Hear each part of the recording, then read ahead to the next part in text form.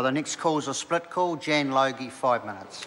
Thank you, Mr Speaker. I rise to take a short call on this, the first reading of the Employment Standards Bill, which my colleague Denise Roche has already outlined the Green Party position on in some detail.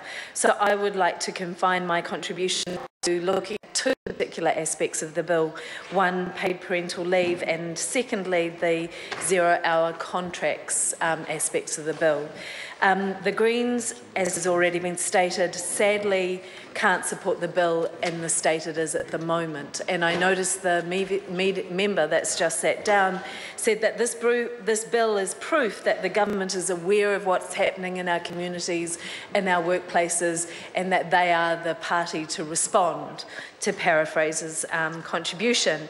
Well, I would suggest that the zero-hour contract aspects of this bill are proof that this government only takes superficial notice of what is happening in our communities, that they are playing the numbers, that they are operating by focus group without any real consideration of the lives and the needs and the precarious state of many people's lives in this country at the moment.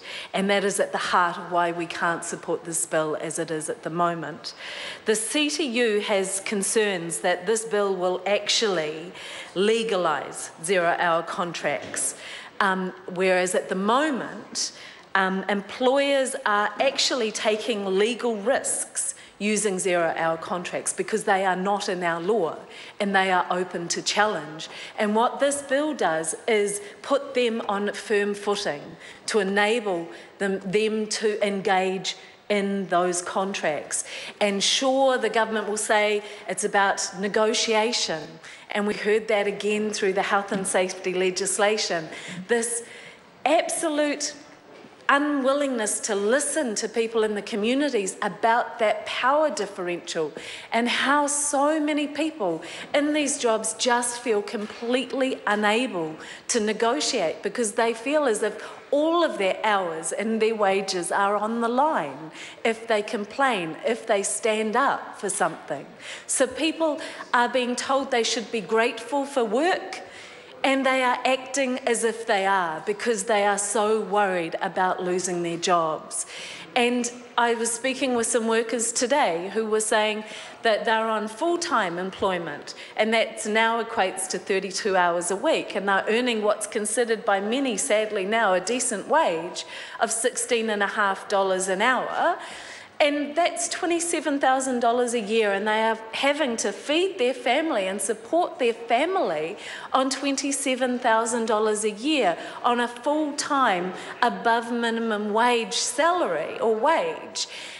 And this bill refers to people who are not even in that situation, who can't even be sure they're going to have 10 hours of work a week, who are still having to pay for rent, who are still having to try and put food on the table and feed themselves and send their kids to school.